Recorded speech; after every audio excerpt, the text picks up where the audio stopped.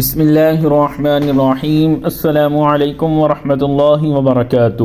ہم پچھلی ویڈیو میں یہ بیان کر چکے ہیں کہ 8,000 کے رومی لشکر کا مال و اسباب مسلمانوں کو غنیمت میں حاصل ہوا۔ غنیمت کا دستور یہ تھا کہ بیت المال کے لیے خمس یعنی 20% نکال کر مدینہ المنورہ امیر المؤمنین کی خدمت میں بھیج دیا جائے اور باقی 4 حصے یعنی کہ 80% مجاہدین میں تقسیم ہوں۔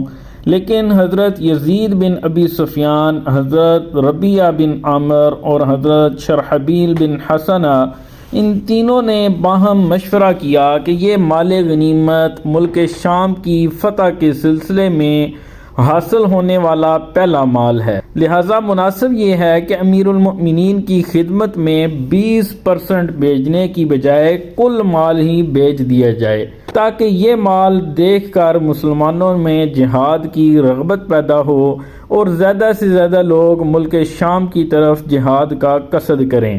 اس مال غنیمت سے جنگی اسباب اور دیگر سامان سفر خرید کر ان لوگوں کو دیا جائے جو لوگ جہاد کا ارادہ رکھتے ہیں۔ ان تینوں سرداروں نے اپنا ارادہ تمام مجاہدین کے سامنے پیش کر کے ان کی رائے طلب کی۔ تمام مجاہدوں نے اس امر کو بخوشی منظور کیا اور سب نے متفق ہو کر اس کی اجازت دی کہ تمام مال خلیفۃ المسلمین حضرت ابو بکر صدیق رضی اللہ تعالی عنہ کی خدمت میں مدینہ منورہ میں بھیج دیا جائے۔ چنانچہ حضرت شداد بن اوش کی رہبری میں چھوٹے قافلے کے ہمراہ تمام مال مدینہ المنورہ روانہ کر دیا گیا۔ مدینہ کثیر تعداد میں مال غنیمت دیکھ کر بہت مسرور ہوئے۔ امیر المؤمنین نے دریافت فرمایا کہ یہ کیا ماجرا ہے؟ انہوں نے عرض کیا کہ حضرت شداد بن اوش ملک شام کی پہلی فتح کا مال غنیمت لے کر آئے ہیں۔ حضرت شداد بن اوش تمام مال لے کر مسجد نبوی کے پاس آ کر ٹھہرے، سواریوں سے اتر کر مسجد نبوی میں 2 رکعت نماز تحیت المسجد ادا کی۔ اتنے میں امیر المؤمنین حضرت ابو بکر صدیق رضی اللہ تعالی عنہ بھی تشریف لائے۔ حضرت شداد نے آپ سے ملاقات کی اور جنگ کی تمام کیفیات بیان کی۔ امیر المؤمنین بے حد مسرور ہوئے اور آپ نے حضرت شداد کو مجاہدین اسلام کی عظیم فتح پر مبارکباد دی اور اس فتح کو اسلام کی فتوحات عظیمہ کے لیے نیک شگون تصور فرمایا۔ امیر المؤمنین نے تمام مال مسلمانوں میں تقسیم فرما دیا اور ایک مزید لشکر آراستہ کرنے کا فیصلہ فرمایا۔ اہل مدینہ اور قرب و جوار کے لوگ جہاد کی تیاری میں مصروف ہو گئے۔ علاوہ ازیں حضرت ابو بکر صدیق رضی اللہ تعالی عنہ نے اہل مکہ کو جہاد کی ترغیب دینے کے لیے ایک خط اہل مکہ کے نام تحریر کیا، حضرت عبداللہ بن خزافہ کے ہاتھوں روانہ کیا۔ امیر المؤمنین نے اہل حوازن یعنی کلاب، اہل سقف وغیرہ کو بھی بذریعہ خط جہاد کے لیے آمادہ ہونے کی ترغیب دی۔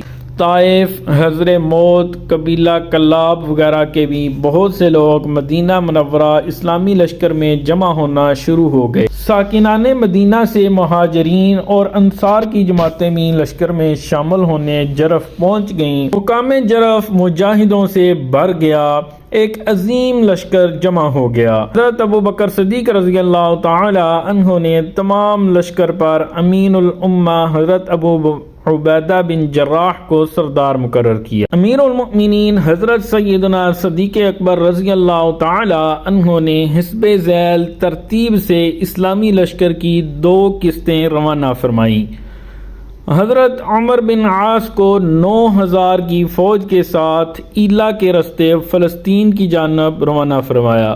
اس لشکر کو تاکید فرمائی کہ تم تبوک کے رستے سے فلسطین مت جانا بلکہ براستہ ایلا جانا۔ حضرت عمر بن عاص کے لشکر کو روانہ کرتے وقت ایک دن کے بعد امین الامہ حضرت ابو عبیدہ بن جراح کو جابیہ کی طرف روانہ فرمایا۔ حضرت ابو عبیدہ کے لشکر کو روانہ فرمانے کے بعد حضرت خالد بن ولید کو قوم بنی لخم، قوم جزام اور لشکر زخف پر سردار مقرر کر کے ایلا اور فارس کی طرف روانہ کیا۔ حضرت صدیق اکبر نے رحمت عالم صلی اللہ علیہ وآلہ وسلم کا بڑا علم جو سیاہ رنگ کا تھا حضرت خالد بن ولید رضی اللہ تعالی عنہ کو عطا فرمایا۔ حضرت خالد بن ولید اپنا لشکر لے کر عراق کی جانب روانہ ہوئے۔ حضرت خالد بن ولید رضی اللہ تعالی عنہ کے ساتھ جو لشکر زحف تھا ان کی تعداد 900 تھی۔ یہ تمام سوار نہایت ہی بہادر، لڑائی کے فن کے ماہر تھے۔ مذکورہ تمام لشکروں کو روانہ فرما کر امیر المؤمنین مدینہ طیبہ واپس آئے۔ آپ اسلامی لشکر کے لیے بہت ہی فکر مند تھے اور اللہ تعالیٰ سے ان کی حفاظت و صیانت و نصرت و فتح کی دعا مسلسل کر رہے تھے۔